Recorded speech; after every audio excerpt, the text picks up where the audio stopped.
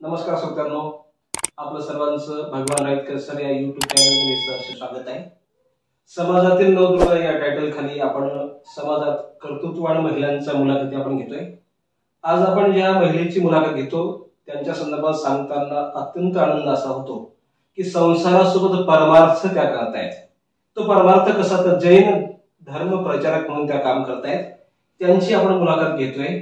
जैन धर्म प्रचारक म्हणून त्या काम कशा पद्धतीने करतात आणि ही जी प्रचार करण्याची संकल्पना त्यांच्या मनामध्ये कशी आली त्याविषयी आपण जाणून घेतोय. त्यांचा परिचय करून देणं महत्त्वाचं आहे. त्या आहेत सौ वर्षा प्रशांत बाठिया की ज्या मेहकर मध्ये आहेत आणि त्यांचं क्वालिफिकेशन जे आहे BSc LLB आहेत.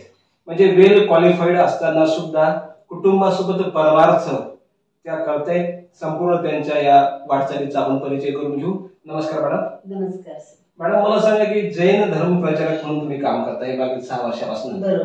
तर माझा पहिला प्रश्न असा की तुम्ही या क्षेत्राकडे वळल्या कशा आणि त्याचं कारण काय? खरं म्हणजे जैन धर्माचे संस्कार जे आहेत ते लहानपणापासूनच आमच्या घरी रुजवल्या गेलेत. माझी आई जी आहे ती पण त्याच बॅकग्राऊंडने येते. तर तिने लहानपणापासूनच आम्हाला हे संस्कार घडवले. पण लग्न झाल्यानंतर आपल्या कौटुंबिक जबाबदाऱ्या आणि ते कर्तव्य पार पाडत असताना मी धर्माची कास कधीच सोडली नाही, पण या क्षेत्राचा विचार कधी केला नव्हता.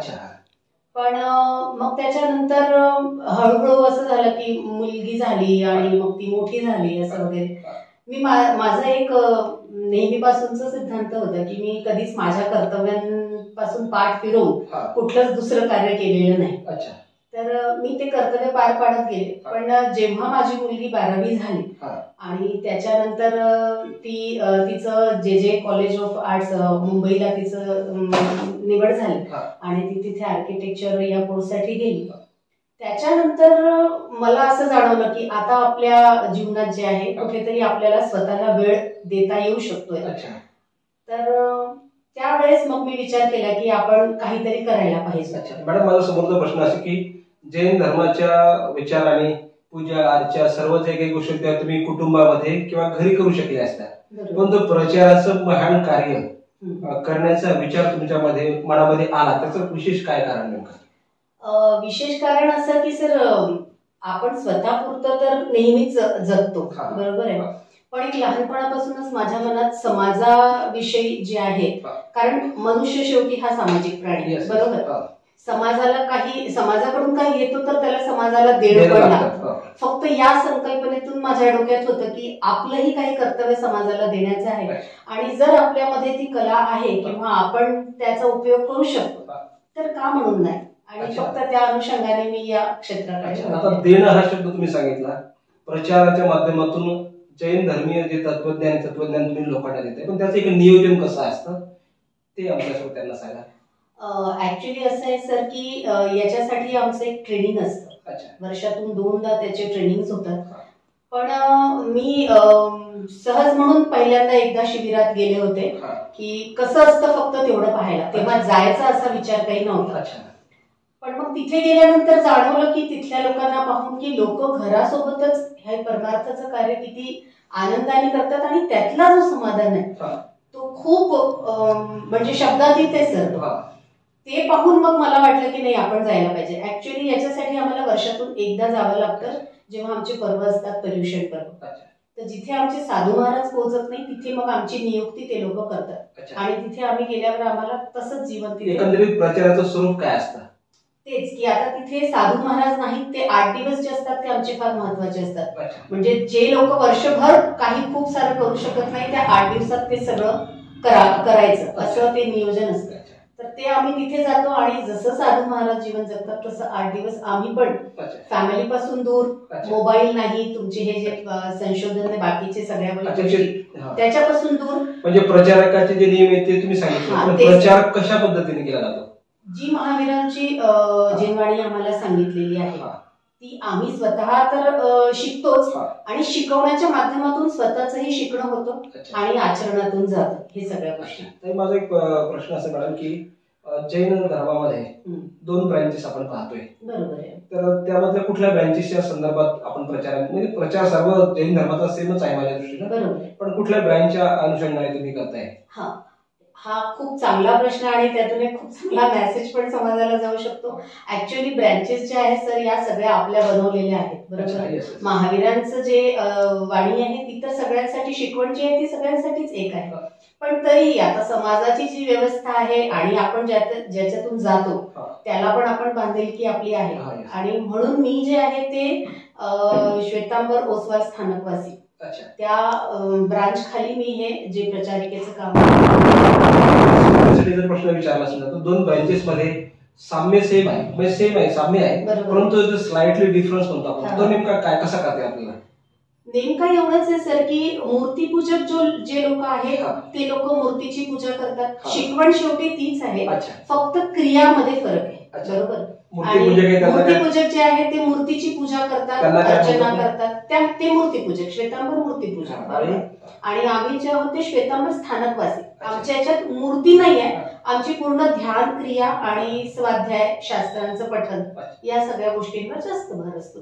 पण अल्टिमेटली शिकवण ही एकच आहे. अच्छा, मला सांगा जैन धर्माची शिकवण आपल्याला समजा सांगायची झाली श्रोत्यांसाठी तर नेमकी कशी शिकवण आहे जैन धर्माची? जैन धर्माची शिकवण ऍक्च्युली जैन धर्म हा इतका सूक्ष्म आहे, पण अगदी थोडक्या शब्दात जर सांगायचं झालं तर अहिंसा परमो धर्म ही सगळ्यात मोठी शिकवण आहे की तुम्ही कधीही कोणाचं मन दुखवू नका, कोणत्याही जीवाला दुखवू नका. ही सगळ्यात मोठी शिकवण महावीरांची आहे. तर अगदी थोडक्या शब्दात आपण अहिंसा परम धर्म एवढं जरी म्हटलं की अहिंसा हेच परम धर्म आहे. अच्छा, मला सांगा आता की पर्व आपण साजरे करत असतो तर ते पर्व वर्षभरात किती पर्व असतात आणि त्या पर्वामध्ये कुठल्या संकल्पना असतात, कुठले विचार पाळले जातात? सर पर्व तर तसं जर म्हटलं तर महावीरांची जी शिकवण आहे त्यानुसार तर प्रत्येकच दिवस तुमचा पर्व आहे. ज्या वेळेस तुम्ही महावीरांनी सांगितलेल्या तत्वांवर चालायला सुरुवात केली म्हणजे फक्त विचारांनी नव्हे तर त्या आचरणांनी. म्हणजे मी नेहमी एक गोष्ट म्हणत असते की आप सिर्फ महावीर को मानो मत, महावीर की मानो. तर ज्या दिवशी आपण हे सुरुवात करतो ना त्याच दिवशी आपल्या जीवनातल्या पर्वाला सुरुवात होते. त्याच्यामुळे पर्व असं तसे तर खूप पर्व असतात आमचे, खास करून सगळ्यात मोठं जे आहे ते जे पर्युषण पर्व मी जे सांगितलं ज्या वेळेला आम्ही जातो 8 दिवस. वाक्य आहे ते कोणतं वाक्य? संवत्सरी क्षमा याचनाचा पर्व, विश्वशांतीचा संदेश देणारा पर्व तो आहे.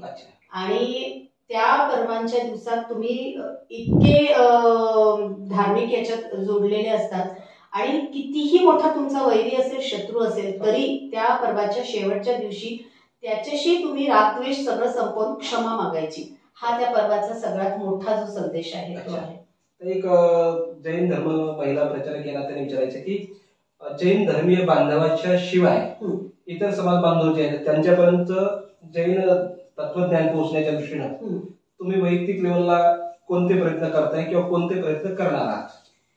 सर ऍक्च्युली सगळ्यात मोठी गोष्ट ही आहे की जैन धर्म जो आहे ना तो गुणपूजक आहे, व्यक्तिपूजक नाहीच आहे. तुम्ही देखील जर जिनला मानता, जिन म्हणजे ज्यांनी आपल्या कर्मांचा नाश केलेला आहे ते, तर तुम्ही जैन झाले. त्याला काही जैन कुलातच उत्पन्न होणं काही आवश्यक नाहीये. जो व्यक्ती जिनला मानतो, जो व्यक्ती महावीरांच्या शिकवणीवर चालतो तो जैन आहे. तर ही शिकवण जोपर्यंत लोकांपर्यंत पोहोचत नाही आणि आपण जे आजकाल विचार करतो ना की हा धर्म तो धर्म हे सगळं सोडून जोपर्यंत आपण तत्वांवर विचार करत नाही, कारण प्रत्येक धर्मातला जो तत्व आहे ना तो घेतला पाहिजे.